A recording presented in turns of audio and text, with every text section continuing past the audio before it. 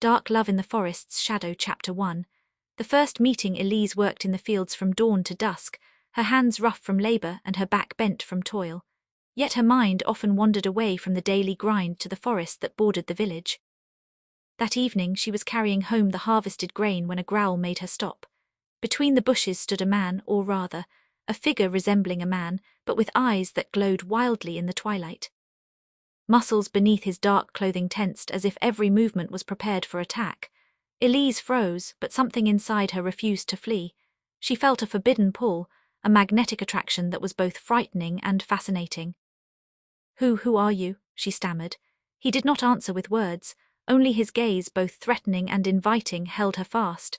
She felt a heat rise within her despite the biting cold, and she knew this encounter would change her life forever. Chapter 2. The Shadow in the Forest. In the following days, Elise saw him at the edge of the forest, always at twilight.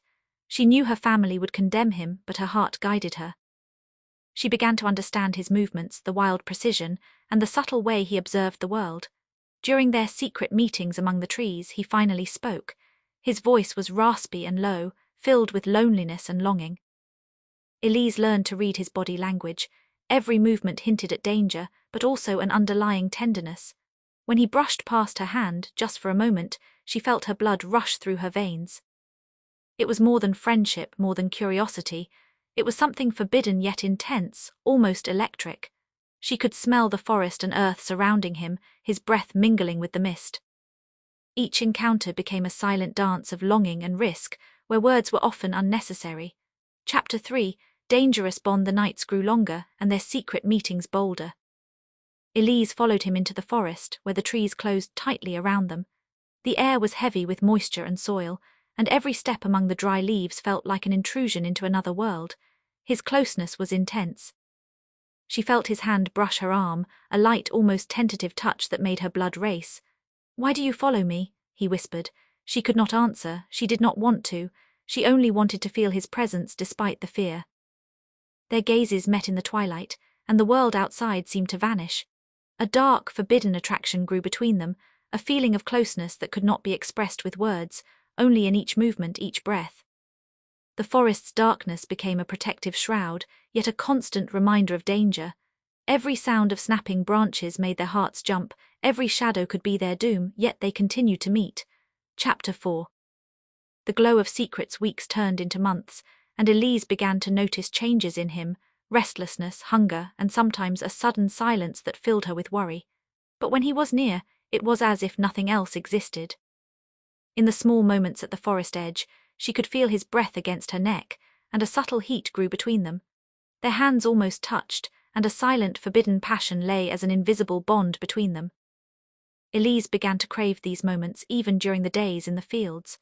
Her mind was always half in the forest, and every sound from the bushes made her hope and fear simultaneously. She dreamed of him at night, waking often with her heart racing and cheeks flushed. Chapter 5. Village suspicions. Rumors began to spread in the village. People saw shadows moving in the forest and heard strange sounds. Elise felt the pressure from the villagers, and her family began asking for her whereabouts more often, but she could not leave him. Every time she saw him at the forest edge, her heart pounded wildly. They now had a secret rhythm, a cycle between fear, longing, and forbidden attraction. She tried to keep her daily life normal, but each day was filled with anxiety. She noticed every villager who stared a bit too long, every rumor that spread. Her heart was torn between loyalty to her family and a passion that could not be suppressed. Chapter 6. The Escape. One evening, the rumors became dangerous. The villagers, filled with fear and superstition, tried to track him down. Elise stayed close to Alaric, their hands intertwined in desperate silence. She felt his heartbeat, hard and fast against her own chest, knowing their time together was limited. "We must leave here," he whispered with a tone of worry and determination. But the forest could not hide them forever. The villagers followed their tracks, and each step was filled with terror and sorrow. Elise knew deep inside that their love was forbidden and doomed to end in tragedy. Chapter 7. Twilight of the end. In a clearing, surrounded by villagers and their torches, Alaric fell to his knees. His wild eyes met Elise's, and she saw no longer just the man, she saw the monster he was and the human she loved. "Run," he whispered with his last strength.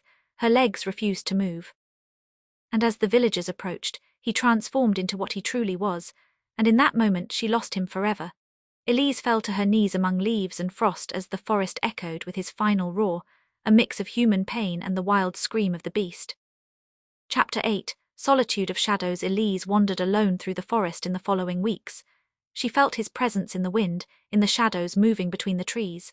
The grief was heavy, but at the same time, a forbidden warmth remained in the memory of their encounters. She remembered every touch, every glance shared in silence. Even though he was gone, their forbidden passion lived on in her heart, like a fire that never went out. Chapter 9. The weight of memory. Days turned into months.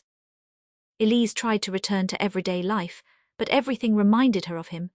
Every forest path, every frost-covered patch of ground, every sound of the night creatures made her remember his closeness.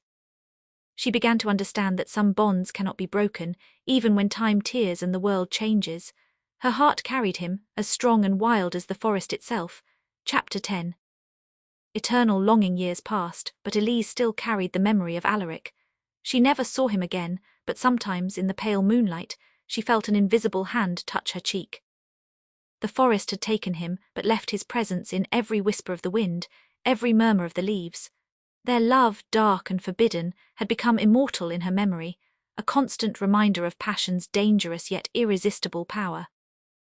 Epilogue. The village continued on, and people forgot the dark nights in the forest. Elise grew older, yet still carried the memory of him as a wound in her heart. In the moonlight, she sometimes believed she could feel his presence, a shadow, a whisper, a closeness that could no longer be returned. Their love had been brief, intense, and forbidden. It was doomed from the start, yet it left a mark that the passage of time could never erase.